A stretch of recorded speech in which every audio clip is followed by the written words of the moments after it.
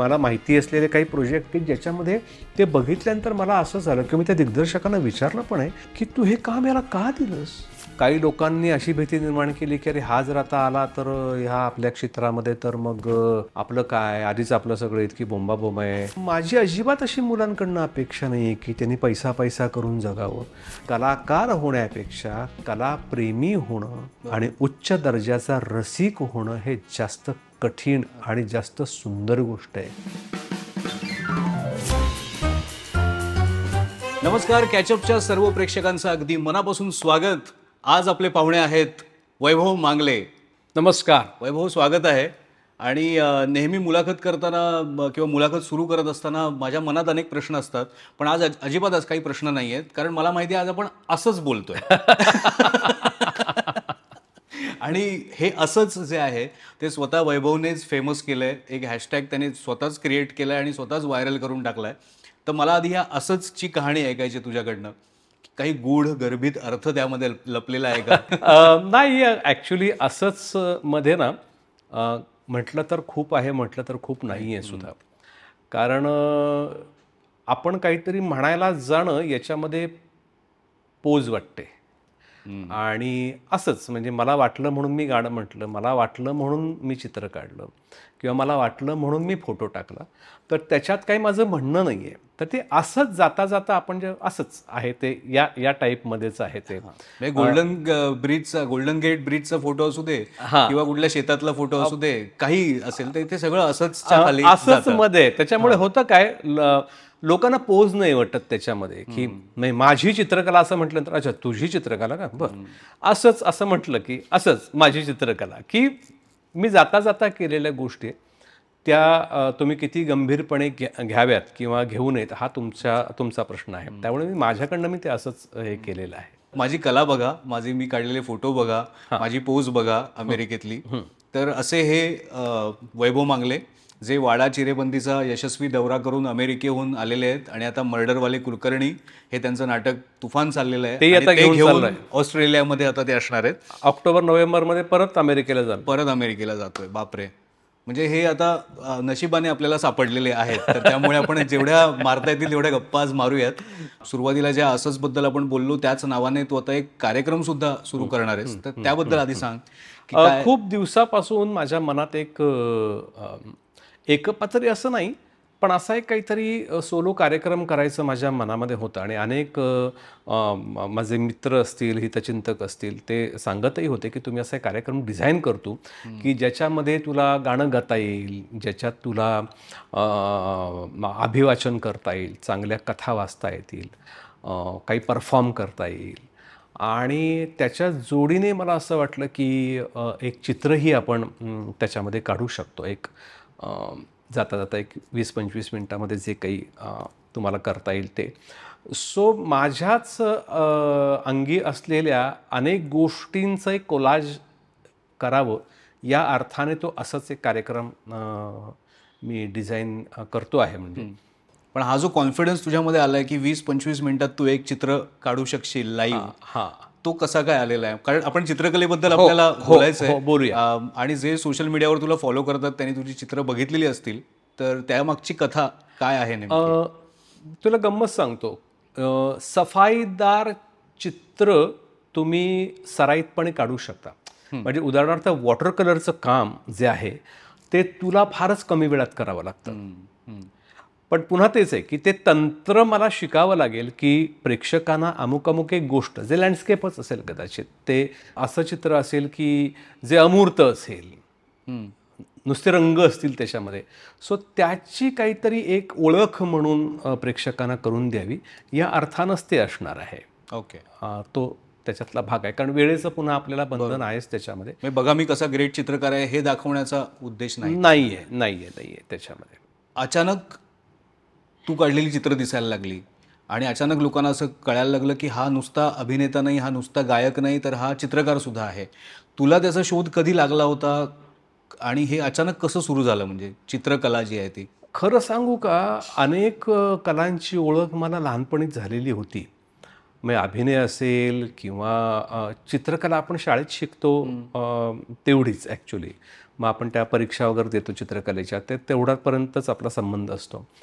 मुलीचं आता ती जेव्हा 8वी-9वीला होती तेव्हा तिचं काहीतरी एक पेंटिंग करून द्यायचं होतं मला, आणि म्हटलं हे असं असं काढ, म्हणून मी ते काढलं रंग घेऊन. तर मला असं अचानक लक्षात आलं की रंगांशी खेळून खूप दिवस झाले आपल्याला, तर आपण जरा बघूया का. आणि मी एक चित्र काढलं, घरच्यांना दाखवलं, घरचे म्हणाले अरे छान आहे चित्र. म्हटलं चला आपण याचा सराव करूया. मग सराव करता करता करता करता मला त्याच्यातली गंमत कळायला लागली की ते पण गाण्यासारखंच आहे ना, की तुम्ही सुरांशी तुमची आधी ओळख व्हायला लागते. तुम्ही आधी गाणी ऐकता ऐकताय आणि मग ते गुणगुणायला लागता, आणि गुणगुणायला लागल्यानंतर तुम्हाला का अरे सूर आहे तुमच्याकडे, तो थोडासा आपल्याला रियाज करणं आणि त्याने आपल्याला सुरुवात करायला पाहिजे. तर तशी चित्रांची सुरुवात झाली. आणि मग कोरोनाच आला त्या काळामध्ये. कोरोनामध्ये तर भरपूर वेळ होता माझ्याकडे. मग गावी दगडांवर चित्र, लाकडावर चित्र, असं मी सगळं करत गेलो. आणि त्या चित्राची मला गोडी लागली. आता तू म्हणशील म्हणजे काय आपण म्हणतो ते सगळे फाईन आर्ट्सचे विद्यार्थी असतात आणि मी नाही आहे. तर मला माहिती आहे की त्यांना जे एक टेक्निक जे त्याच्यातलं येतं, म्हणजे राग गाताना तुम्हाला एक गुरु लागतो आणि तुम्हाला सूर, अलंकार, मग पलटे, ताना हे सगळं तुमच्याकडनं करून घेतात आणि मग तुम्ही रागसिद्धीकडे जाता. तर याच्यामध्ये तेच आहे की तुम्हाला फाईन आर्टमध्ये आधी तुम्हाला शिकवतात हे बेसिक ज्या गोष्टी असतात त्या मी शिकलेलो नाही आहे.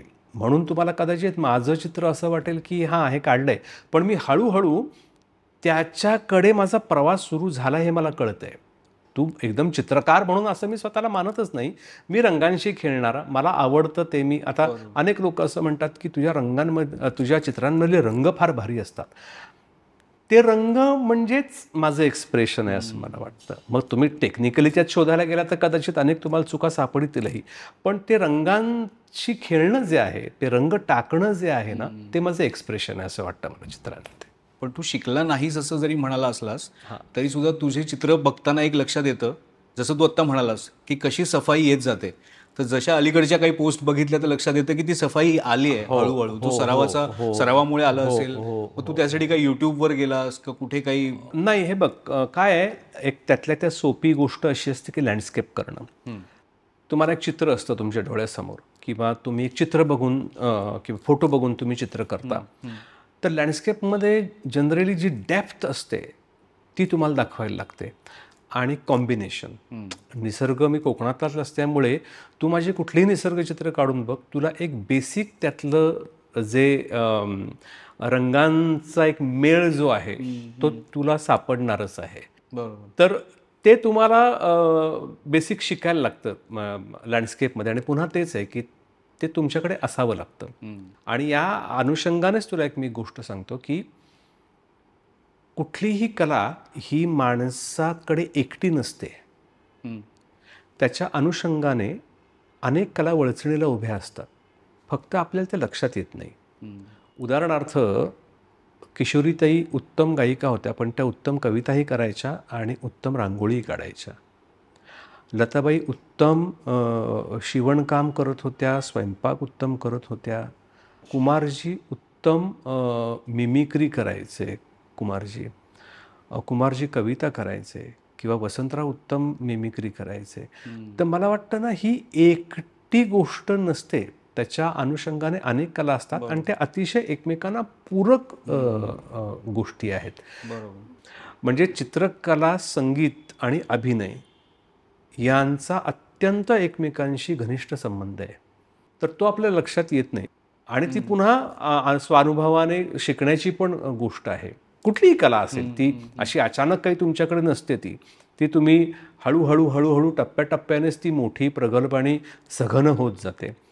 सो चित्रकला ही त्यातलाच एक भाग आहे. गाणं माझ्याकडे होतं का, तर होतं, कारण ते माझ्या रक्तातनंच आलेलं आहे म्हण. मग ते पण तसंच आहे ना, की मला आवडतं, गळ्यात सूर आहे असं मला कळलं, मग प्रॅक्टिस करून करून करून करून आता जे मी काही गातो ते गातो.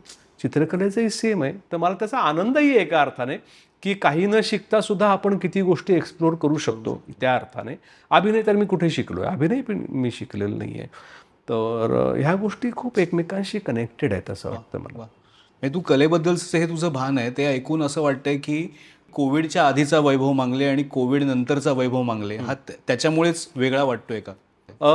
बदल अशा अर्थाने होतो की तुमचा थोडासा प्रवास मग आत सुरू होतो. हां. तुम्ही जेवढे अधिक कलांशी परिचय करून घेता आणि तुम्ही त्यांच्याबरोबर तुमचा जेव्हा ओळख आणि परिचय आणि तिथून सहवास सुरू होतो ना, तेव्हा तुम्ही माणूस म्हणून सुद्धा तुमचा प्रवास वेगळा सुरू होतो. बरोबर. अभिनयामध्ये खोली आली आहे का, त्याच्यातले बारकावे शोधता येतात का, ते येतात.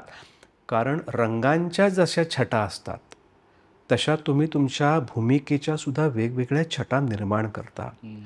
बिटवीन द लाईन तुम्हाला जे म्हणायचं असतं ना, ते तुम्हाला रंग शिकवतात. हां, म्हणजे तू भूमिका काय रंगवलीस असा शब्दप्रयोग करतो आपण. साकारलीपेक्षा काय रंगवलं, काय गाणं काय रंगलं रे आज तुझं. म्हणजे रंगांचा किती संबंध आहे. बरोबर. मग आता परवा कोणतरी स्टेटमेंट केलं होतं की पहिलीपासून तुम्ही खरं तर चित्रकला सुरू केली पाहिजे आणि ती सक्तीची करा. याचं कारण ते जे एक्सप्रेशन आहे ना मूलभूत माणसाचं, ते निसर्गाशीच कनेक्टेड असणारी चित्रकला आहे. संगीत ही अमूर्त कला आहे. बरोबर. ती तुम्ही त्या प्रिमायसेसमध्ये निर्माण करता. ज्याला गाणं कळतं ना त्याच्यासारखा समृद्ध माणूस नाही खरं तर. खरंच. पण ते अमूर्त कला आहे. चित्रकला ही डायरेक्ट तुम्हाला निसर्गाशी कनेक्ट करणारी गोष्ट आहे. तर हे सगळे एकमेकांना पूरक असणाऱ्या गोष्टी आहेत. तर माणूस म्हणून फरक पडला का, हे बघ शेवटी काय आहे, दैनंदिन व्यवहार हा एका बाजूला असतो. त्यातली चलाखी, त्यातला धूर्तपणा, त्यातला कधी कधी ढोंगी असणं, या सगळ्या वेगळ्या गोष्टी आहेत. पण कलाकार म्हणून तुम्ही काय आतमध्ये तुमची उपज होत राहते, तर ती फार वेगळी गोष्ट आहे. मग ती झाली का माझ्यात, तर ती 100% झाली. कारण एखादा जेव्हा रंग पडतो ना आपल्या मनासारखा, किंवा एखादं चित्र आपल्याला हवं तसं उभं राहतं ना, ते ना भरून पावण्याची गोष्ट असते त्या क्षणी. क्या बात आहे, क्या बात आहे. तर ती चित्रकलेनं वेळोवेळी दिलेली आहे.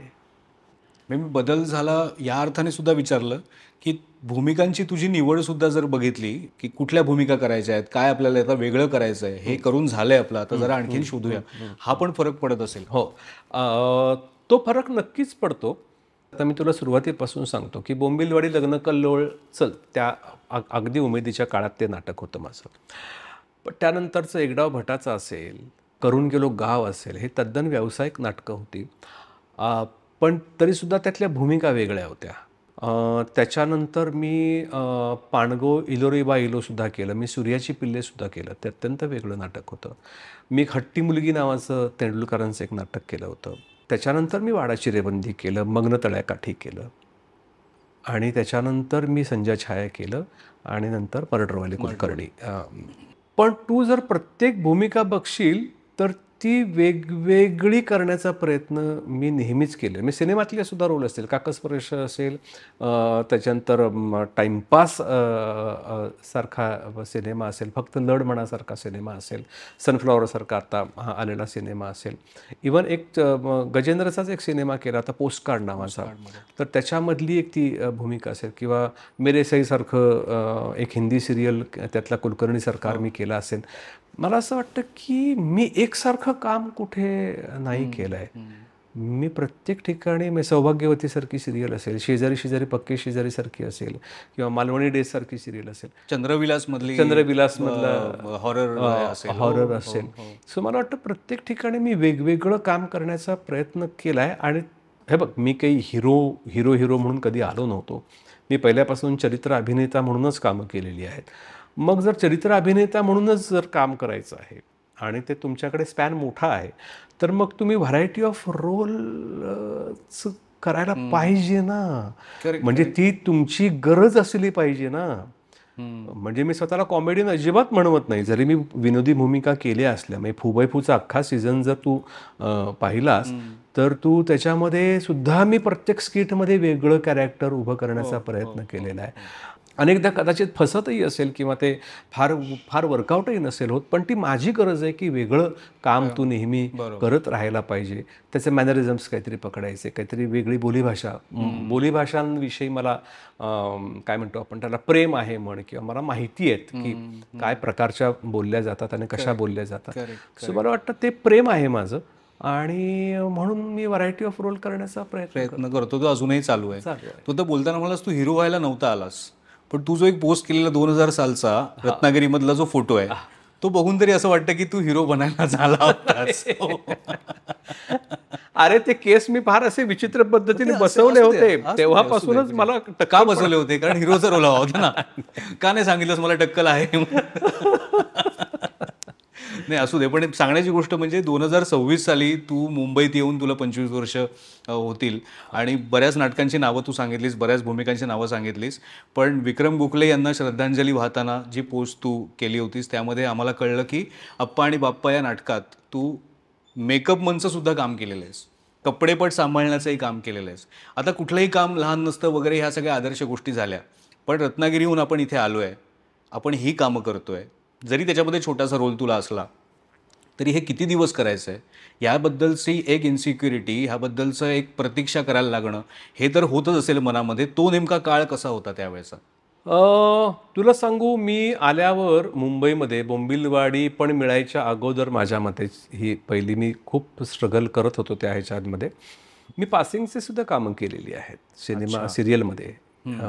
या सुखानो या नावाची एक सिरियल होती, तुला आठवत असेल. हेमंत देवधर त्याचे डिरेक्टर होते आणि विक्रम काका त्याच्यामध्ये काम करत होता.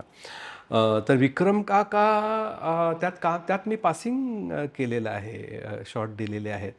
आणि एपिसोड आता युट्यूबवर बघायला पाहिजे आपल्याला. हा, एक एपिसोड आहे ज्याच्यामध्ये हॉटेलच्या काउंटरवर पैसे घेणारा तो जो शेट्टी आहे, ते मी किती रुपये झाले एवढं ते पण मी काम केलेलं आहे. पण पैसे त्या काळात महत्त्वाचे होते.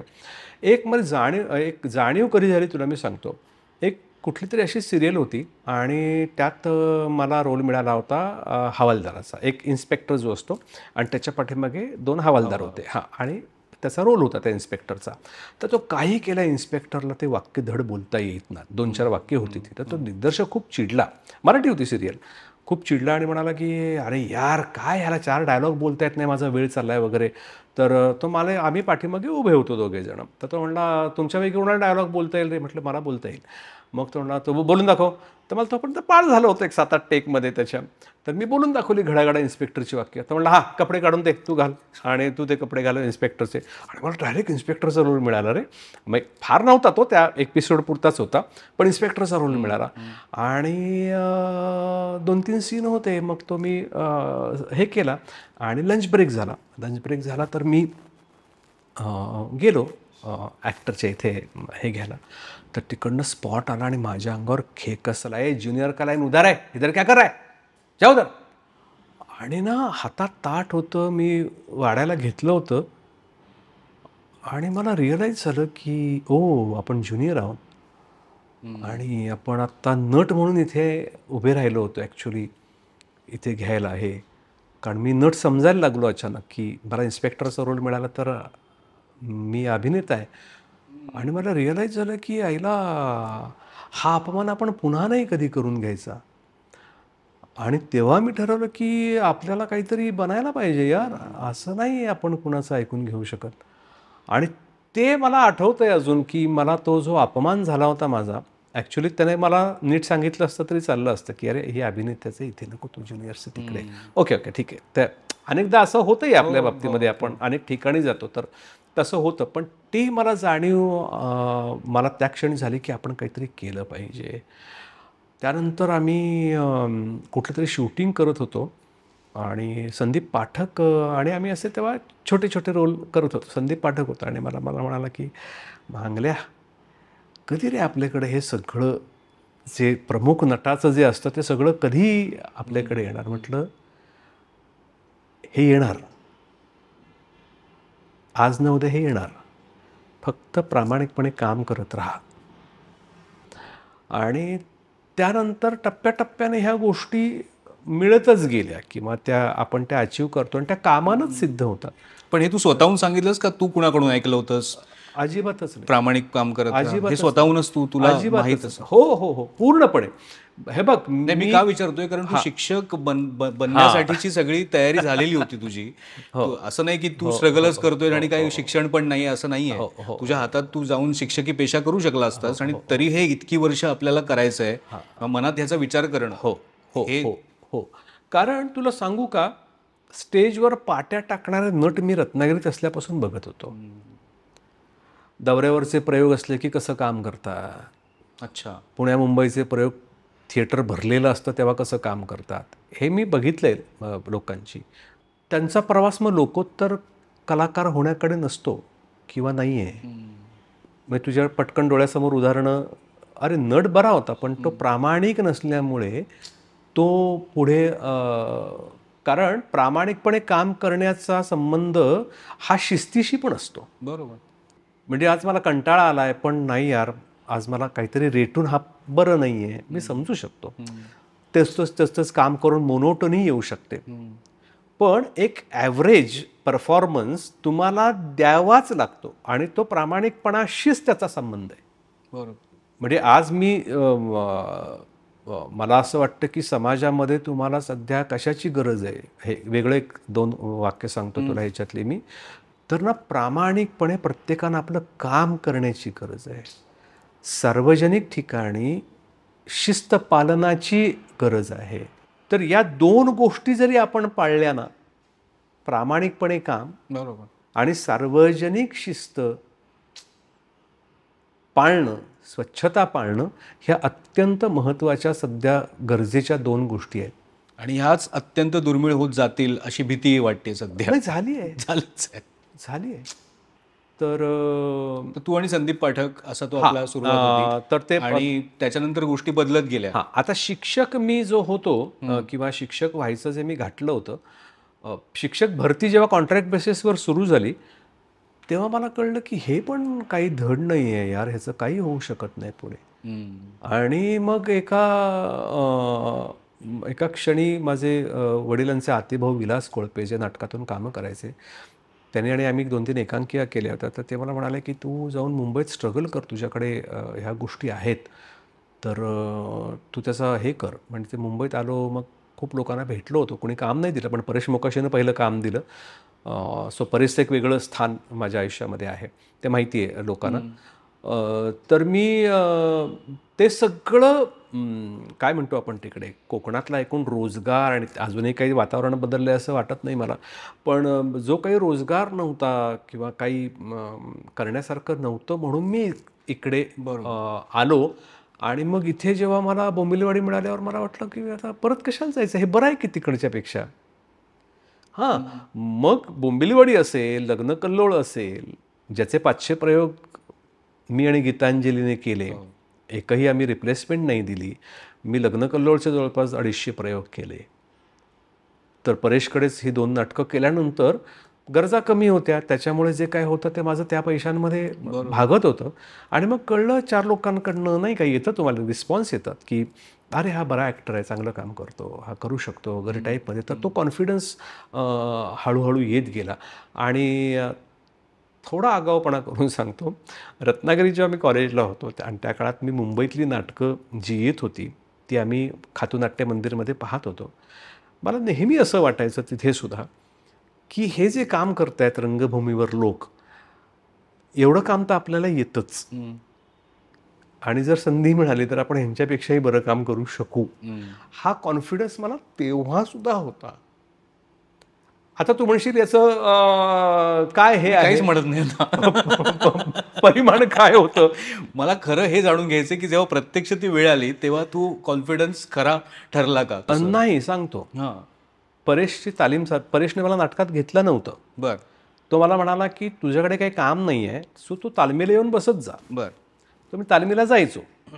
त्यामध्ये ऋषिकेश जोशी होता, गीतांजली कुलकर्णी होती, गणेश मयेकर होता, असे सगळे त्या काळातले नवीन सगळे लोक त्या नाटकामध्ये होते. ऋषिकेश आणि गीतांजली तर NSDचे लोक होते.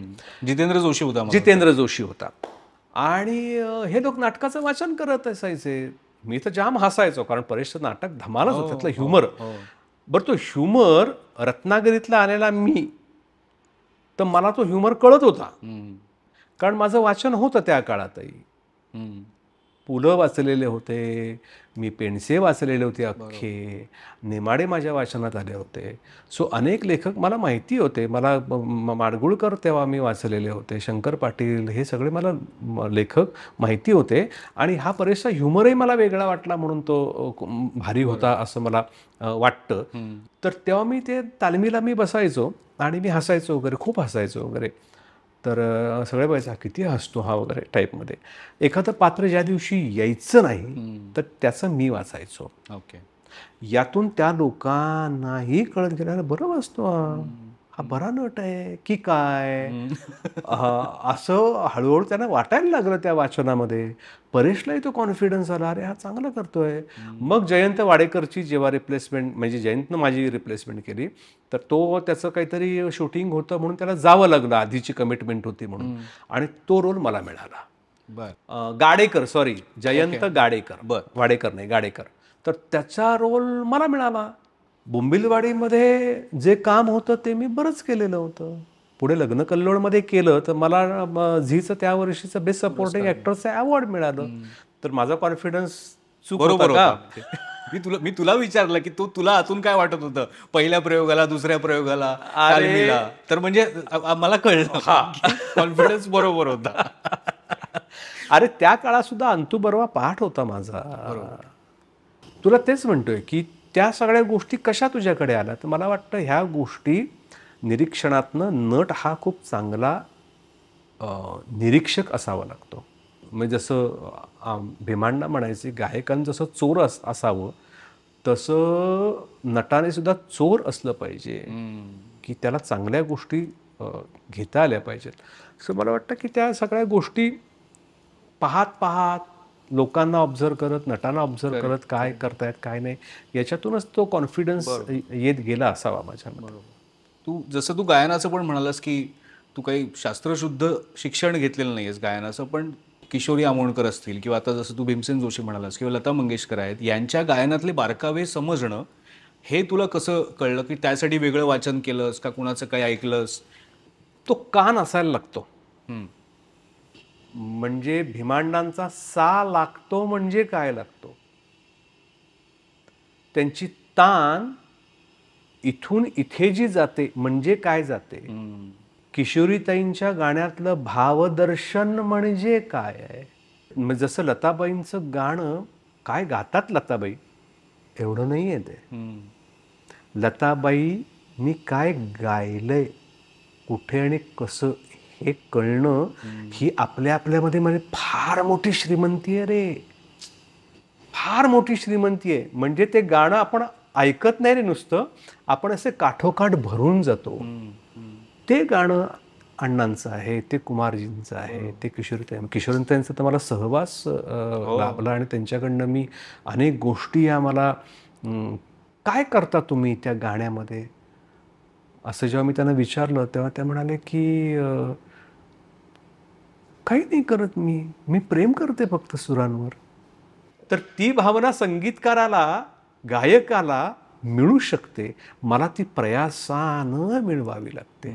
आणि म्हणून जो प्रामाणिकपणाचा जो संबंध आहे ना, तो त्याच्याशी आहे. बरोबर. कारण तसे तुम्ही परावलंबी आहात नट म्हणून, तुम्हाला तो भूमिका सुद्धा तुमच्याकडे येणं हे तुमच्या हातात नाहीये. माझं म्हणणं, नट अभिनय ही त्या अर्थाने दुय्यम कला आहे. बरोबर. तुला नाटककार चांगला पाहिजे, तुझे डायलॉग चांगले पाहिजे, तुझा रोल चांगला पाहिजे, तुझा दिग्दर्शक चांगला पाहिजे, तुझा सहकलाकार चांगला पाहिजे, तुला ऑडिटोरियम चांगलं मिळालं पाहिजे, तुझा आवाज शेवटपर्यंत पोहोचला पाहिजे, ऑडियन्सने तुला रिस्पॉन्स दिला पाहिजे, प्रतिक्रिया दिली पाहिजे त्या क्षणी. या गोष्टी किती अवलंबून आहेत. त्या कॅमेरावाल्याने माझा फोटो चांगला, माझा अँगल पकडला पाहिजे, लाईट चांगला पाहिजे माझ्यावर, दिग्दर्शक माझ्यावर खेकसला नाही पाहिजे, तर मी बरी डिलिव्हरी करणार. ह्या इतक्या गोष्टी आहेत आणि त्यातून नटाला चांगलं काम करायचं आहे. म्हणून ती एका अर्थाने दुय्यम कलाही आहे, कारण ती परावलंबी आहे. पण या सगळ्या गोष्टीतून तावून सुलाखून निघून जो नट काम करतो, जे लक्षात राहतं अनंत काळासाठी, तो नट मोठा असतो. मग हे तू संदीप पाठक बद्दल सांगितलंस आणि त्यानंतर सगळं बदलत गेलं. प्रेक्षक म्हणून आम्हाला असं वाटत होतं की तुझं सगळं बरं चाललंय, की फू बाय फू आहे, कौतुक होतं आहे, नाटक पण नंतर करून गेलो गाव सुरू होतं. पण नेमकं त्याच वेळेला तू चंद्रकांत कुलकर्णी यांच्याकडे गेला होतास आणि अक्षरशः रडला होतास. ही उद्विग्नता तुझी तू लिहून ठेवली आहेस, म्हणजे मी काय असं कोणाकडनं ऐकलेलं नाही आहे, त्यामुळे मी तुला विचारतोय. तर असं काय घडलं होतं त्यावेळेला की तू उद्विग्न झाला होतास? उद्विग्नता अशासाठी होती की फुबैपूनंतर असं झालं की सतत कॉमेडी काम आणि ह्या सगळ्या गोष्टी करायला लागत होत्या. पैसे मिळत होते का? मिळत होते. मी त्या काळातच स्किट करणं सोडून दिलं. स्टँडअप कॉमेडी त्या अर्थाने स्किट फॉर्मॅटमधली सुपाऱ्या अनेक मिळतात. तुला माहिती आहे कलाकारांना खूप सुपाऱ्या मिळतात त्या स्किटच्या ज्या काय आहेत त्या.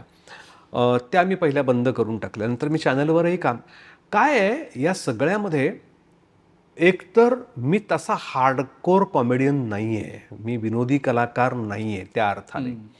त्यामुळे त्यांना जे चाळे करावे लागतात ते चाळे करणं एका पॉईंटला मला असह्य होऊन जातं. प्रेक्षक हसण्यासाठी तुम्हाला त्या स्किट फॉर्मॅटमध्ये काही करावं लागतं जे थोडंसं मग अंगविक्षेप आणि अश्लीलतेकडे हळूहळू सरकतं. तर त्या गोष्टींचा मला त्या काळामध्ये भयंकर कंटाळा आला. म्हटलं पैसे नाही मिळाले तरी चालतील, आपण हे काही रत्नागिरीत नाही, हे करायला आलेलं नाही देवरुखातून, मला हे करायचं नाही. मग कामाची विचारणा होत होती पण मला ते काम करायचं नव्हतं. मग या अशा उद्विग्न अवस्थेमध्ये आणि तुम्हाला काही लोक तुम्हाला सतत तेच करण्यासाठी भाग पाडतात. त्यातून ती सगळी उद्विग्नता येऊन मी चंदू सरांना म्हटलं होतं, सर मला फार बोर झालंय आता. तर त्या त्या क्षणी ते मला असं वाटलं की सरांना हे आपण सांगावं. आणि कारण ते मेंटॉर असं नाही म्हणणार पण एक चंदू सर आहेत ना. तर हां, तर त्यांना ते सांगणं मला असं वाटलं की आपण सांगावं, हे ऐकून घेतील. आणि त्यांनी ऐकलं आणि ते मला म्हणाले की तू नको काळजी करूस, तुझ्यासाठी एक मी उत्तम रोल देणार तुला. आणि मग वाडातलं काम मिळालं. सो कामं सगळी छान आहेत, मी कुठेही अप्रामाणिकपणा केलेला नाही, सगळी कामं मी प्रामाणिकपणेच केलेली आहेत. पण एक त्याचा एक जो एकसंघ परिणाम म्हणून जो असतो ना, बरोबर. तो फार बरा निघत नाही. एका इमेजमध्ये अडकवलं जातं हां, आणि म्हणजे मग लोकांना कंटाळा येईपर्यंत आपण ते करत राहतो किंवा करावं लागतं. मी करू शकलो नसतो का पुढे? अनेक प्लॅटफॉर्म होते की जिकडे मी करू शकलो असतो, पण मी नाही केलं. मला कारण ते मला कंटाळवाणं वाटतं ते. अनेक लोक सातत्यानं चांगलं काम करत आहेत, त्यात त्यांना आनंदही मिळतो आहे, ते त्यांना मिळू दे, त्यांना चांगले पैसेही मिळत असतील. पण मला ते नट म्हणून ते नाही फार करायला म्हणजे रुचत नाही माझ्या नटाच्या प्रवृत्तीला. मला वाटलं काहीतरी खळबळजनक सांगशील की मला अमुक त्रास देत आहेत तर अमुक त्रास देत आहे म्हणून तू चंदू सरांकडे गेलास आणि असं वगैरे आणि रडशील वगैरे असं मला वाटलं होतं, माझा कॅमेरा झूम होईल वगैरे असं, पण ते काय झालं नाही. बरं, ते वाडाचा आता विषय निघाला तर वाडाबद्दल विचारतो, कारण वाडाचे आता तुम्ही प्रयोग केलेत अमेरिकेमध्ये आणि त्यानंतर अर्थात ते खऱ्या अर्थाने ते प्रयोग थांबले असं म्हणता येईल. पण त्या शेवटच्या प्रयोगानंतर तुझी पोस्ट अशी होती की वाडा बंद झाला मात्र तो आता माझ्यामध्ये कायमचा उरला, अशा अर्थाची ती पोस्ट होती. वरवर म्हणतात ती साधी सोपी ओळ आहे, पण नेमकं काय आहे तुझ्या मनात वाडाबद्दल आणि तो कसा तुझ्या आतमध्ये राहिला आहे? वाड्यामध्ये मी काहीतरी असं लिहिलं होतं की वाडा आता बंद झालं पण मी त्यात कायमचं अडकलो. हां, बरोबर. हा, अशी काहीतरी होती पोस्ट ती. अडकण्याचं कारणच ते आहे, नटाच्या वाट्याला आहे ना, मगाशी म्हटलं तसं फार कमी भूमिका असतात की ज्या अविस्मरणीय ठराव्यात. म्हणजे आता याच्यापुढे नाटक पुन्हा जेव्हा म्हणजे प्रशांत सुभेदार आधी होते, त्याने ते उत्तम काम केलं होतं. या नाटकामध्ये मी माझ्या पद्धतीने काम करण्याचा प्रयत्न केला, तेही लोकांना आवडलं. लोकांना यासाठी सुद्धा आवडलं की एक इमेज वेगळी आहे आणि याच्यात तू काहीतरी वेगळंच काम करतोस. बरोबर. मी तुला तेच म्हणतो की प्रामाणिकपणा जो आहे ना, म्हणजे वाडातली भूमिका भास्करची आहे आणि तो वेगळा जमीनदार भास्कर आहे. भलेही तो कफल्ल काय किंवा काय असेल झालेला असेल, पण तो भास्कर आहे. माझा पहिल्यापासून हा प्रयत्न होता वाडामध्ये काम करताना की एकाही मुमेंटला लाफ्टर नाही आला पाहिजे, एकाही वाक्याला लाफ्टर नाही आला पाहिजे. बरोबर. भले ते लाफ्टरचं वाक्य असेल पण मी मुद्दामून लाफ्टर काढलाय एकही मोमेंट अशी माझी स्लॅपस्टिक किंवा अशी होता कामा नये की जेणेकरून लोक हसतील आणि अरे हा तेच करतोय. म्हणजे हे तुला सांभाळण्यासाठी किती कसरत करावी लागली असेल याचा विचार कर. माझी मुळात बॉडी लँग्वेज तशी कॉमिकच आहे. बरोबर बरोबर. तर ते सांभाळण्यासाठी मला किती प्रयत्न करावा लागला असेल. आणि तो जो म्हणजे आम्ही किती जवळपास आता 350च्या वर प्रयोग केले त्या नाटकाचे, पण मी एकही दिवस मी तालीम केल्याशिवाय प्रयोग केला नाही. बाकीच्या नाटकांना तशी गरज नसते. हा खूप गॅप पडलाय तर ठीक आहे, आपण एक बडबड रिहर्सल करून घेतो. वाडा चिरेबंदीची मागणी ती आहे की प्रत्येक कलाकारांनी लेखकानं लिहिलेला डायलॉग अमुक वेळेमध्ये अमुक पॉझेसनुसारच बोलला गेला पाहिजे. ही मुवमेंट या वेळेला इथून इथे झाली पाहिजे म्हणजे झाली पाहिजे. तर त्या नाटकाचा एक जो परिणाम आहे तो तुला मिळेल. ती नाटकाची मागणी आहे. बरोबर. विनोदी नाटकांची ती मागणी नसते. त्यात डिसिप्लिन नसते का? असते. पण म्हणून 19-20 झालं, पुढचा मागचा डायलॉग इकडे तिकडे झाला म्हणून फार बिघडत नाही. Correct correct. तर प्रत्येक नाटकाची नटांकडून मागणी असते. त्या मागणीतलं हे नाटक वाडा चिरेबंदी होतं. म्हणून ते आतमध्ये तो वाडा राहिलाय असून, कारण ते इतकी वर्ष ते पाळलंयस. हा म्हणजे आजही कधीही झोपेतनं उठून जर मला किंवा अजून 10 वर्षांनी जरी मला कोणी झोपेतनं उठून सांगितलं ना, तर मला माहिती आहे मी पॉजही चुकणार नाही. तर ही ती शिस्त आहे आणि ती तुम्हाला पाळायलाच लागते. आणि तो वाडा त्या अर्थाने, बरं चंदू सर असं रसायन आहेत ना की त्यांना नटाचा आगाऊपणा आधी कळतो. हा किती आगाऊपणा घेऊन आलाय हे त्यांना कळतं.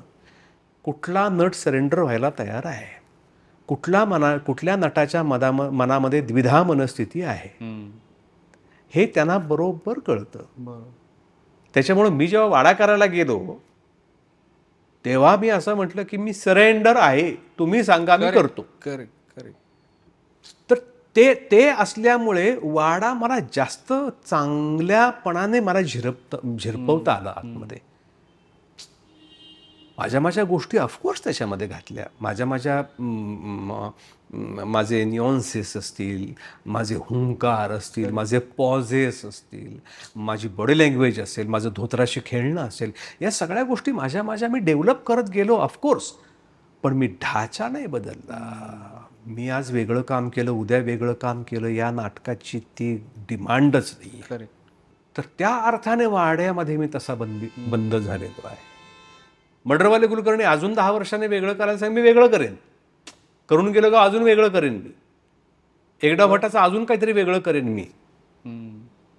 वाड्यात मी वेगळं नाही काम करू शकत. त्या अर्थाने वाड्यामध्ये मी बंदिस्त झालो. आणि कदाचित हे प्रत्येक वाड्यामध्ये काम करणाऱ्या कलाकाराला वाटत असेल, इतकं त्या नाटकाची 100% ही सगळ्यांची भावना आहे ती. तो ते चंद्रकांत कुलकर्णी बद्दल बोललास म्हणून विचारतो की आधी तू महेश मांजरेकर यांचा नट म्हणून ओळखला जायचास, कारण त्यांच्या प्रत्येक कलाकृतीमध्ये तू दिसायचास, नाटक असेल, सिनेमा असेल त्याच्यामध्ये. आणि आता तू चंद्रकांत कुलकर्णी यांच्या प्रत्येक नाटकामध्ये किंवा त्यांचा आवडता नट म्हणून तू ओळखला जातो.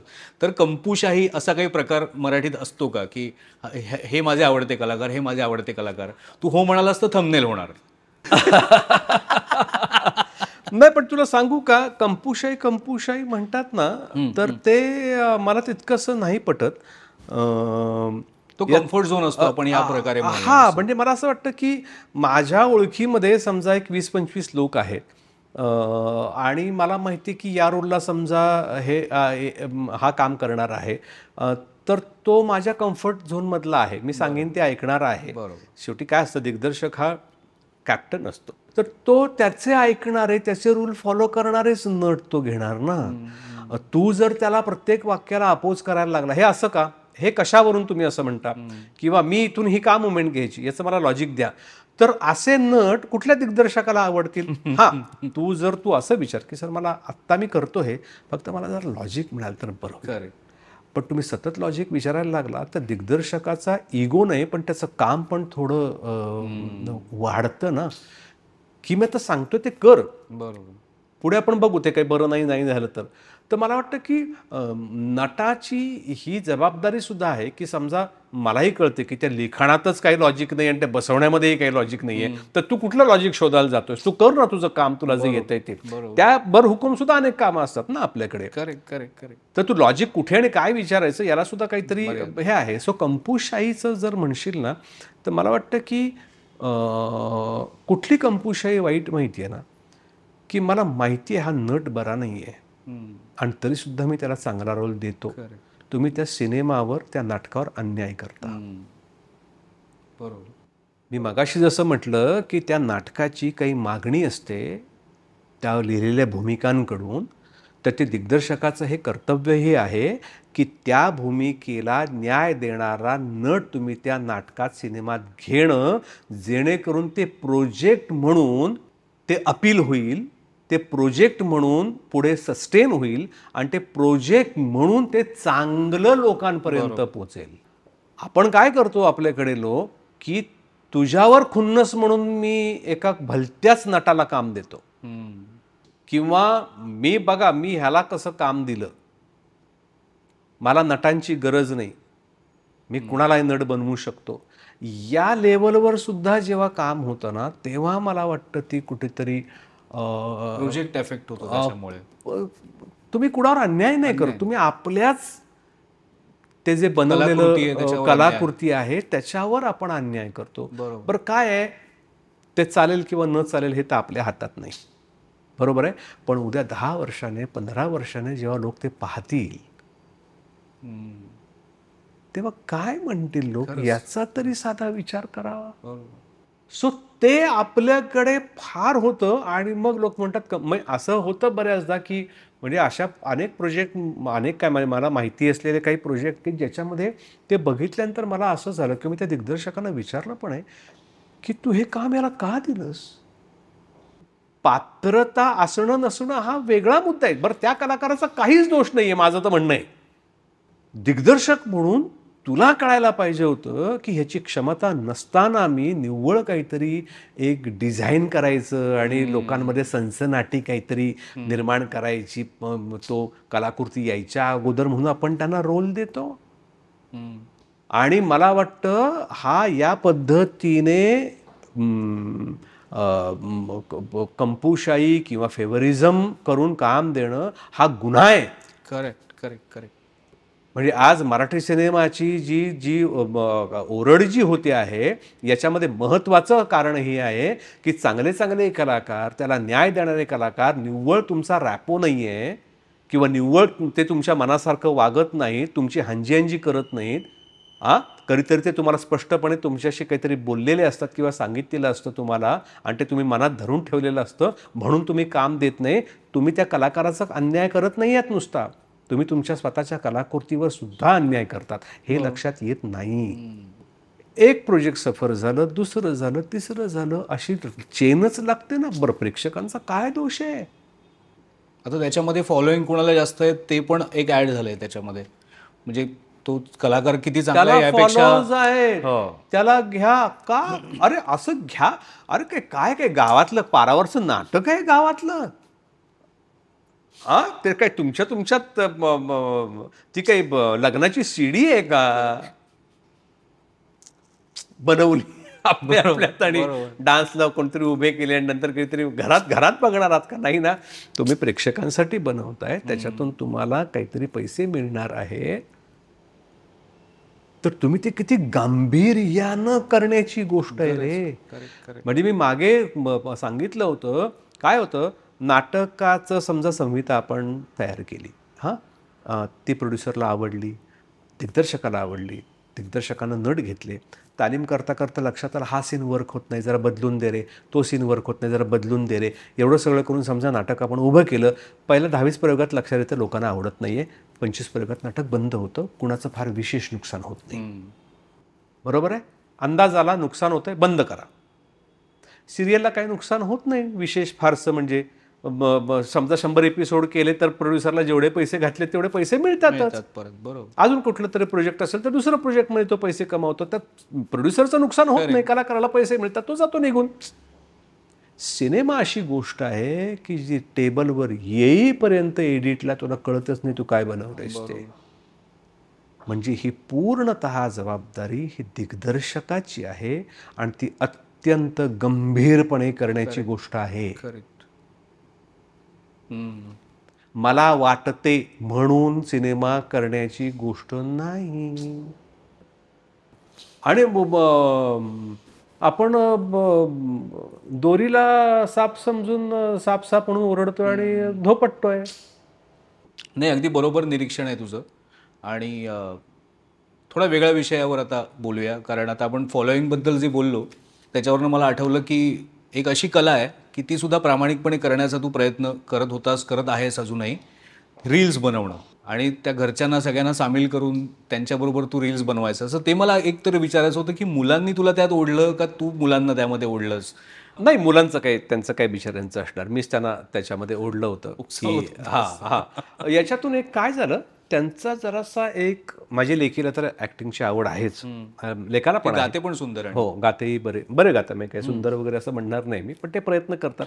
करू देत, माझं म्हणणं आहे प्रयत्न करत राहा, तुम्हाला कधीतरी ते काहीतरी सापडतं. मीच त्यांना त्याच्यामध्ये ओढलं. त्याच्यात काय आहे गंमत ना, 2-3 गोष्टी मुलं फार छान शिकली त्याच्यामध्ये. एकतर ॲपिअरन्स आणि टायमिंग. कॉमेडीला जे टायमिंग लागतं विनोदासाठी, ते समयसूचकता त्यातली जी आहे ती माझ्या मते मुलं त्याच्यातून शिकली. आता ते काही मी सतत करत नाही किंवा दरवेळेला ते पण बोर आता तू होतात कमी की केलंयस, हां, मध्यंतरी ते करत होतो मी ते. बरेच हां. केले होते. तर ते तेवढंच होतं ते. बाकी त्याच्यात काही विशेष काही नव्हतं. मगाशी आपला चित्रांचा विषय थोडा अर्धवट राहिला आणि मला त्यातली थोडी बारकावे समजून घ्यायचे होते, म्हणून काही प्रश्न विचारतो की व्यक्तिचित्र जे आहेत ती त्याच्यात तू अजून हात घातलेला नाही आहेस, म्हणजे ते हळूहळू तुझं येईल. पण काळ्या कागदावरती तू 2 चेहरे आणि मला वाटतं हातात तंबोरा, तर ते इतकं छान जमलंय की ते काय, म्हणजे नेमकं कुठून इन्स्पायर होऊन ते चित्र केलंय? काय काही कुणाचा चेहरा आहे का किशोरीताईंसाठी ते त्या आहे चित्र? किशोरीताई आहेत हां. आणि त्याच्या पाठीमागे बसलेल्या आहेत त्या माणिक भिडे आहेत, अच्छा. म्हणजे अश्विनी भिडे देशपांडेंच्या मातोश्री. ओके. तर त्यांचा एक फोटो होता, तो यूट्यूबला पण आहे, आपल्या ह्याच्यावर असेल, नेटवर आहे. तर तो फोटो काढलेला होता. पोर्ट्रेट जे आहे ना, म्हणजे व्यक्तिचित्र जे आहे ना, फार अवघड प्रकार आहे. त्याचं टेक्निक तुला शिकावंच, म्हणजे मोठमोठ्या चित्रकारांना सुद्धा पोर्ट्रेट नाही जमत. किंवा तो काय म्हणतो ना, आपल्याकडे जसं आहे ना की गंभीर भूमिका करतो, लाईट भूमिका करतो, कॉमेडी करतो, तर तसा पोर्ट्रेट बनवणारे जे लोक आहेत ना, तर ते वेगळेच आहेत. सो मी त्यात कधी जाईन मला माहिती नाही, म्हणजे मला पुन्हा ते नवीन सराव एक सुरू करायला वेगळा नवीन सराव करावा लागेल. जरा रेषांची भाषा शिकायला लागेल मला ती. बरोबर. म्हणजे रंगांची भाषा जेवढी मी आता प्रॉमिनंटली करू शकतो, तेवढी अजून रेषांची भाषा ती शिकावीच लागते तुम्हाला. तो हात तसा वळावाच लागतो आणि ते तुम्हाला शिक्षण लहानपणापासूनच रेषांचं असायला पाहिजे. ते फार महत्त्वाची गोष्ट आहे. ते पण आम्ही बघू काही दिवसांनी व्यक्तिचित्र. पण ह्या चित्रांचं पुढे काय करायचा तुझा विचार आहे? कारण कोविड काळात मला असं वाटतं की तू एक आर्थिक मदत या स्वरूपात त्यांचा काय आपण लिलाव नको म्हणूया, त्याची विक्री केलीस. कुणी कुणी त्यावेळेला मदत केली? आणि ह्यालाच जोडून एक प्रश्न की कुठल्या चित्रकाराने तुला फोन करून कधी काही प्रतिक्रिया दिली आहे, चांगली वाईट दोन्ही? त्याचं मी प्रदर्शन करायचं नक्कीच योजतो आहे. माझ्या मते नोव्हेंबर-डिसेंबरच्या दरम्यान पुण्यात एक प्रदर्शन करेन आणि मुंबईमध्ये करेन, कारण तेवढी आता चित्र माझ्या मते झालेली आहेत. मी याच्याकडे सेल, लिलाव याने पाहत नाही, पण मी प्रदर्शन भरवलं तर त्यातली चित्र विकत घेतली तर मला नक्कीच आवडेल. आपलं चित्र कोणाच्या तरी घरी आहे. तर मी जे कोविडच्या काळामध्ये केलं होतं त्यात बिचाऱ्या अनेक लोकांनी दयाभाव आणि चल मदत करतोय म्हणून माझ्याकडनं चित्र घेतली होती. पण तेव्हाची चित्र आणि आताची चित्र याच्यामध्ये खूप फरक आहे माझ्या चित्रांमध्ये. नक्कीच फरक आहे. हां. अश्विनी भिडे देशपांड्यांनी 2 चित्र घेतली होती. त्याच्यानंतर सुबोध भावेनं चित्र घेतलेलं होतं. असे काही कलाकार होते की ज्यांनी घेतो म्हणून सांगितलं पण नंतर घेतलं नाही, पण ते ठीक आहे. पण ती सगळी जी काही 3.5 लाख रुपये जमले होते ते मी सगळे रंगभूमी कामगारांना त्याच्यातून दिले होते. तो एक वेगळा भाग होता त्याच्यातला. प्रदर्शनातून नक्कीच मानस आहे की आपण एक प्रदर्शन जोरदार करावं, तर तेव्हा तू नक्की ये त्या येईनच मी, प्रदर्शनाला. नक्कीच येईन. हां. आणि चित्रकार त्यानिमित्ताने खूप चित्रकार सुद्धा माझे ओळखीचे झाले. काही जणांशी घनिष्ठ परिचय झाला. वा. गणेश म्हात्रे नावाचे पेणचे एक चित्रकार आहेत, जे खूप छान पेंटिंग करतात. तुला बघितलंस तर तुला कळेल. तर ते त्या निमित्ताने मित्र झाले. धानी नावाचा, अमित धानी नावाचा एक आहे, तो एक चित्रकार मित्र झाला. असे खूप फेसबुक आणि याच्यावर चित्रकार मित्र हे झाले. काही लोकांनी असं सांगितलं, तेही सांगितलं की ठीक आहे, जरा प्राथमिक स्तरावरची चित्र दिसत आहेत तुमची, पण करत राहा, चांगलं आहे. तर मी मग हो, नक्कीच नक्कीच. मग पर्स्पेक्टिव्ह चुकलाय चित्रातला. मग मी विचारतो कसं काय, जरा सांगा मला नीट हे करून. मग ते सांगतात की हे असं झालंय, ते तसं झालंय. तर काय आहे, आपल्या चित्रांमधलं काय चुकलंय हे पटकन आपल्या कदाचित लक्षात येत नाही. पण ते दुसऱ्या कोणी चित्रकाराने सांगितल्यानंतर आपल्याला कळतंय की ते हे झालेलं आहे. काही लोकांनी अशी भीती निर्माण केली की अरे हा जर आता आला तर ह्या आपल्या क्षेत्रामध्ये तर मग आपलं काय, आधीच आपलं सगळं इतकी बोंबाबोंब आहे, त्यात वैभव मागणे चित्रकार, मग त्याची चित्र घेणार लोक पण आधीच घेतील, सेलिब्रिटी. आधी सेलिब्रिटी त्याची चित्र घेतील. तर अशी काही असं खरंच झालं का? तू मस्करीत सांग. झालंय असं झालंय झालंय? असं. हो. अरे. तर एक त्या वर्तुळामध्ये एक थोडीशी भीती, अर्थात भीती बाळगण्याचं कारण नाही आहे, कारण तो काही माझा व्यवसाय नाही आहे. आणि आहे ते आहे, कला आहे तर ती जाणार लोकांपर्यंत, त्याच्यामध्ये काय आहे म्हणजे. अरे. तर ते झालं होतं. तर अशा काही गमती-जमती चित्राच्या संदर्भातल्या आहेत. पण चित्र निव्वळ करमणूक किंवा टाईमपास एवढा भाग नाही आहे. जशी गाण्यामध्ये तंद्री लागते ना, तशी तुझी तासनतास तंद्री लागते. म्हणजे सकाळी मी नाश्ता करून 9:30-10ला चित्र करायला बसतो, ते मला 2 वाजेपर्यंत मला शुद्धच नसते. जेव्हा जेवायला उठवतात, "अरे उठ, जेवायची वेळ झाली", तेव्हा मी उठतो.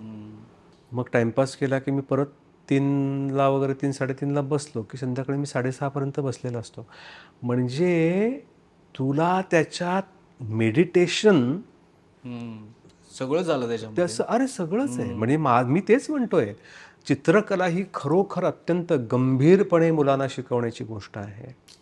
पोरांवर एक वेगळा संस्कार तुम्हाला पाहायला बरोबर. मिळेल. तिसरी भाषा नको, त्यापेक्षा चित्रकला शिकवा. चित्रकला ती भाषा जर ते शिकले तर केवढी मजा येईल. एक माहिती म्हणून तुला विचारायचं होतं. सोशल मीडियावर तुझ्याच अकाउंटवर बघितल्यामुळे आणि मी तुला फॉलो करत असल्यामुळे माझ्या नजरेस पडलं. वणकुद्रे हे तुझ्या आईकडचं आडनाव आहे, आईचं माहेरचं आडनाव आहे आणि जे व्ही शांताराम यांचंही आडनाव आहे. तुझे आजोबा हे स्वतः कलाकार होते. त्यांनी संगीत नाटकात भूमिका केलेल्या आहेत, त्यांनी स्त्री भूमिकासुद्धा केलेल्या आहेत आणि ते उत्तम गायचे. तर ते तिथून आलंय तुझ्याकडे. तर थोडंसं त्याच्याबद्दल आम्हाला सांग की हे वणकुद्रे आडनावाचं जे, कारण वणकुद्रे हे महाराष्ट्रासाठी खूप महत्त्वाचं आडनाव आहे व्ही शांताराम यांच्यामुळे. त्यामुळे तिथेही काही तुझं कनेक्शन आहे का? आणि तसा नेपोटिझम आहे का वैभव मांगले? अरे वा. नाही नाही नाही, तसं काही मला आहे असं वाटत नाही. वणकुद्रे आडनाव बंधू असेल माझ्या आजोळचं जे आहे ते. पण कला जी गोष्ट आहे ना, माझ्याकडे असं वाटतं की अभिनय असेल किंवा गाणं असेल, या दोन विशेषतः गोष्टी या माझ्या मते रक्तातनंच प्रवाही झाल्या असाव्यात. कारण माझे आईचे वडील बापू पारिसण्णा वणकुद्रे हे संगीत नाटकांमधून कामं करायचे, स्त्रीभूमिका करायचे, ते गायचे सुद्धा. आणि त्यांचे जे थोरले बंधू होते ते दत्तक गेलेले होते इजाऱ्यांकडे. सो बाळकृष्णबुवा इजारे म्हणून त्यांचं नाव होतं. पण ते मोठे गवई होते, किराणा घराण्याचे का ग्वाल्हेर घराण्याचे, मला तर आठवत नाही आहे. तर ते तो सगळा गाण्याचा हे आला असावा आणि अभिनयाचा पण माझ्याकडे तो गुण आला असावा. वडिलांकडे वडीलही आमचे गायचे, म्हणजे ते काय असं काही रेग्युलर गाणारे नव्हते, पण त्यांना गाण्याची आवड होती. आणि माझे आजोबा, वडिलांचे वडील, ते गावातल्या पारावरच्या नाटकातून कामं करायचे. त्यामुळे कोकणामध्ये खरं तर ते नाटक आणि या सगळ्या गोष्टी असतातच. दशावतार, नमन बिमन, या सगळ्या गोष्टी, तो संस्कार तो तुमच्याकडे असतोच. तो माझ्या मते प्रवाही झालेला असावा. आणि ते जेव्हा फोटो बघितला आणि ते सगळं, मी आईला नेहमी म्हणतो की आई, अगं काय गं तू, कोणीसुद्धा तुम्ही गाणं शिकला नाहीत यार. आणि म्हटलं कोणी, पण ते काय आहे, तेव्हापासून जे गाणं हे काय भीक मागायची लक्षणं, आणि त्याने काही होतं का, म्हणजे मला वाटतं त्यानंतर ते जे पैशाभिमुख जे सगळे व्हायला लागले ना लोक, तर तो माझ्या मते तो काळ असावा. याने काही होत नाही, पैसे कमवा आणि सगळं मिळवा, त्या त्या झोनमध्ये माझ्या मते ते सगळं झालेलं आहे. आता तुझं तसं नाही राहिलेलं, पैशाभिमुख नाही आहे आता, पैशाभिमुख म्हणजे पूर्णपणे पैशाभिमुख असं. पैशाभिमुख नाही नाही, त्याशिवाय मी ह्या गोष्टी एक्सप्लोरच करू शकलो नसतो असं मला वाटतं. किंवा माझ्या मुलांना सुद्धा मी आज जे सांगतो ना की माझी मोठी मुलगी तर याच मताची की मला छान जगायचं यार, मला नको आहे कसलं टेन्शन बिन्शन, या ती झोनमध्ये असते ना, तर मी असं खरोखर वाटतं की जगण्यासाठी जेवढा पैसा लागतो तेवढा तुम्ही नक्कीच कमवा. आणि तो जर तुमच्या आवडत्या कामातून समजा मिळवता आला, कुठली कला जोपासून, जे तुम्हाला काही छंद आहे त्याच्यातून तुम्हाला काही मिळवता आला, तर त्यासारखं दुसरं भाग्य नाही. बरोबर आहे. पण माझी अजिबात अशी मुलांकडनं अपेक्षा नाही आहे की त्यांनी पैसा पैसा करून जगावं. त्यांनी गरजेपुरता पैसा कमवावा, त्यांनी जग फिरावं, त्यांनी सगळ्या कला एक्सप्लोर कराव्यात. माझं तर असं म्हणणं आहे, कलाकार होण्यापेक्षा कलाप्रेमी होणं आणि उच्च दर्जाचा रसिक होणं हे जास्त कठीण आणि जास्त सुंदर गोष्ट आहे. आणि ते जास्त महत्त्वाचं आहे. तू जे काही गातोयस ते मला चांगलं ऐकता जर आलं, तर तो कान जो तयार होतो ना, तो गाणाऱ्यापेक्षा सुद्धा मला वाटतं उच्च प्रतीचा असतो. आणि नवीन निर्मितीसाठी सुद्धा ते महत्त्वाचं असतं. 100% म्हणजे तू मला सांग, तुला चांगलं गाणं गाता आलं, तू जे वाचतोयस, ज्या दर्जाचं तू साहित्य समजा वाचतोय, त्यातून जे टिपत राहतोस तू, चांगल्या चित्रकारांची एक्झिबिशन्स बघितली, चित्र समजून घेतली, तर नाही का रे तू एखाद्या वेळेस त्या कलेच्या वळचणीला जाणार. बरोबर. तू वाचता वाचता वाचता एखादी कविता नाही का तू करणार, वाचता वाचता वाचता एखादा लेख नाही का तू लिहिणार, गाणं गाता गाता गाता हरकती आणि सूर तुझ्या गळ्यात आहे तुला समजला, तर तू गाण्यासाठी प्रयत्न नाही कर.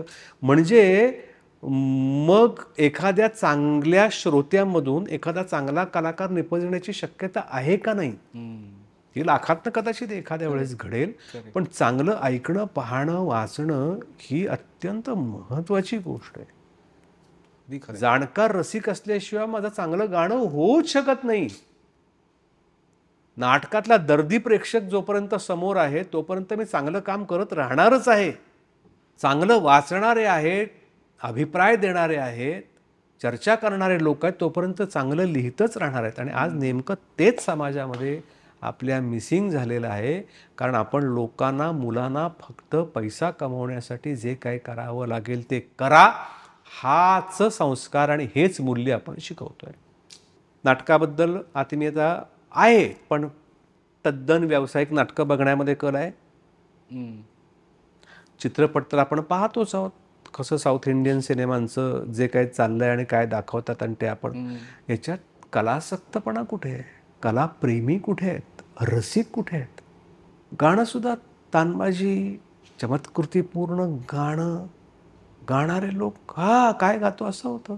मग ते जे ठहराव देऊन आणि तयारी करून 8-8 दिवस एकाच रागाची तयारी करून जे गाणारे लोक होते, ते तुमच्यात राहणारच नाही आहे.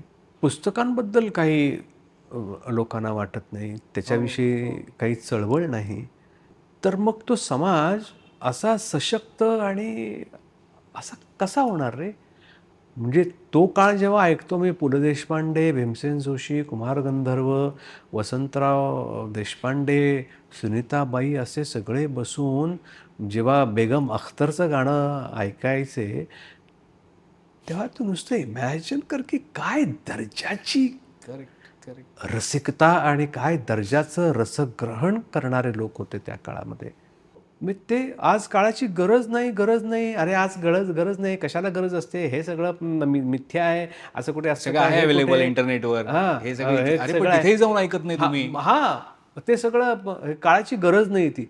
मग काळाची गरज नाही आहे, मग तुमच्या समाजाचा जो ऱ्हास होतो आहे तो तुम्हाला उघड्या डोळ्याने पाहावा लागणारच आहे. जे सुमार आहे तेच सगळं उफाळून वर येणार आहे आणि तुम्ही आम्ही सगळे हळूहळू सगळे सुमार होत जाणार आणि सगळी सुमारांची सद्दी. बरोबर. मग म्हणतात ना, अरे नाही कधी ते गाडं चक्र असतं रे, ते कधीतरी असं त्याचं फिरत राहतं वगैरे. मला वाटतं हे सुद्धा मिथ आहे. चक्र थांबलंय ते चक्र फिरायचं फिरायचं थांबलंय. हे जे चाललेलं आहे हे परत कधी सुधारण्याच्या वाटेवर जाईल. मग त्याच्यावर अजून एक लोकांची एक ही असते, अरे जगभरातच सगळी चाललंय. अरे ते अमेरिकेत आणि जाऊन बघा जरा अजूनही. हां, ते युरोपमध्ये जाऊन अजूनही बघा. तिकडची जी वास्तू, तिकडच्या ज्या इमारती, तिकडं जे हेरिटेज ज्या पद्धतीने जपतात, हां, ते जाऊन एकदा बघा. तिकडची म्युझियम्स बघा अजूनही जाऊन. आपल्याकडचं एक म्युझियम दाखव गेल्या 20-25 वर्षातलं. महाराजांच्या किल्ल्यावर जाऊन तुम्ही अजूनही बाटल्या आणि मद्यपेयाच्या बाटल्या आणि तिथे चित्र कोरून ठेवता खडूने. म्हणजे हा इतका सुमार इतका विरोध आणि पुन्हा तेच आहे. सगळ्यात मोठी गोम काय आहे ना, आपण सगळ्या मार्गदर्शन करणाऱ्या पुरुषांचा आपण अक्षरशः बुजगावणं करून टाकलं नंतरच्या काळामध्ये. पैसा हेच अंतिम सत्य शाळांमध्ये, घरांमध्ये सगळीकडे हेच शिकवलं गेलं आणि म्हणून त्याचा परिणाम तुम्ही अल्टिमेटली राजकारणावर सुद्धा पाहता आहेत. आज माझ्या मुलीला तुंबाडचे खोत वाचायला मी लावलेलं आहे. मी वनवास तिला वाचायला लावलेला आहे. मी त्यातलं सौंदर्य सांगतो. बघ या वाक्यातलं, मी पेन्शनची भाषेतली वाक्य तिला मी म्हणून दाखवतो. या वाक्यांचं सौंदर्य बघ. सौंदर्य ही मूल्य आहे आणि ते शिकवावं लागतं. आणि तुम्ही जोपर्यंत कलेच्या बरोबर राहता ना, तेव्हा माणूस म्हणून सुद्धा तुम्ही बरे वागत असता. नाही, हे खरंच म्हणजे आपण ह्याबद्दल किती बोललो, म्हणजे बोलणं गरजेचं आहे या विषयावरती, पण किती बोलायचं यालाही मर्यादा आहेत. पण ह्या अशा गप्पा होतील असं वाटलं नव्हतं मला आपल्या. खरंच सांगतो म्हणजे मला अख्ख्या मुलाखतीतली एक गोष्ट खूप महत्त्वाची वाटली आणि ती मला नेहमी लक्षात राहणार आहे, की रत्नागिरीला असताना मला कळत होतं की तो कलाकार पाट्या टाकतोय. आणि मला असं वाटतं की हे आपल्या सगळ्यांनी लक्षात ठेवायला पाहिजे की आपण कुठेही असलो, कुठलीही कला करत असलो, कुठलंही काम करत असलो, तरी कुठेतरी असा एक वैभव मांगले बसला असेल की त्याला माहिती असेल की आपण पाट्या टाकतो. ती भीती जी आहे ती मनात असणं खूप गरजेचं आहे. आणि मला असं वाटतं तुझ्या मनात ती कायम राहिली आणि म्हणून ते सतत आपल्या कामाशी, कलेशी प्रामाणिक असणं हे तुला खूप महत्त्वाचं वाटतंय. काय थँक्यू म्हणू काय म्हणजे धन्यवाद. म्हणजे खरंच नाही, धन्यवाद ह्यासाठी तू वेळ काढून आलास आणि इतक्या मनमोकळ्या गप्पा झाल्या. मला वाटतं ज्यांनी अजूनपर्यंत मर्डरवाले कुलकर्णी बघितलं नसेल त्यांनी ते नाटक नक्की बघा. पण आता तुम्हाला ते कठीण आहे जरा बघणं, कारण तो परदेश दौऱ्यावरच असणार आहे आता. पण जेव्हा ते येईल भारतात परत तेव्हा ते नक्की बघा. आणि अर्थात संजय छायाचे प्रयोग थांबलेत, वाडाचिरेबंदी आता प्रयोग थांबलेले आहेत. त्यामुळे आणखीन एका नवीन नाटकाची आता अपेक्षा करायला हरकत नाही तुझ्याकडनं. येस, ते नवीन नाटक डिसेंबरमध्ये नवीन नाटक जोरदार आम्ही घेऊन येतो आहोत. वा. आणि ते तुम्हाला लवकरच कळेल की ते कुठलं आहे. त्याच्यात मी आणि एक आघाडीचे विनोदवीर, आम्ही असे दोघेजण मिळून ते नाटक करणार आहोत. आणि ते विनोदवीर तुम्हाला कळले असतील कोण आहेत ते. आता आघाडीचा विनोदवीर म्हणजे प्रशांत दामलेंपासून सुरुवात करायला लागेल आपल्याला. म्हणजे नाही, ज्याची म्हणजे असं उगच लोकांनी उठवलं आहे की माझी आणि त्याची दुश्मनी आहे किंवा. अच्छा, तर तुमच्या लक्षात आलं असेल. आनंद इंगळे. नाही, मी ते नाही. असं खूप जणांची दुश्मनी आहे अरे माझी. बापरे. आता कोण? तुम्हीच ओळखा, तुम्हीच कमेंट करा. पण तुला जाता जाता एक मला गिफ्ट द्यायचं आहे छोटंसं. हे बी बिरबल यांच्याकडून आहे. डिजिटल युगात सुद्धा कसं आपल्याला डायरी, पोस्टकार्ड याचं महत्त्व कळलं पाहिजे म्हणून त्यांनी असे प्रॉडक्ट प्रोड्यूस करायला सुरुवात केलेली आहे. Yes, thank you so much. तर मी प्रेक्षकांनाही सांगेन की हे प्रॉडक्ट तुम्हाला हवे असतील तर ॲमेझॉनवरनं ते कसे विकत घ्यायचे त्याची लिंक, त्याच्याबद्दलची माहिती तुम्हाला डिस्क्रिप्शनमध्ये मिळेल. तर मजा आली. पण नक्की सांगा तुम्हाला हा भाग कसा वाटला आणि हे चॅनल सबस्क्राईब करायला अजिबात विसरू नका. धन्यवाद.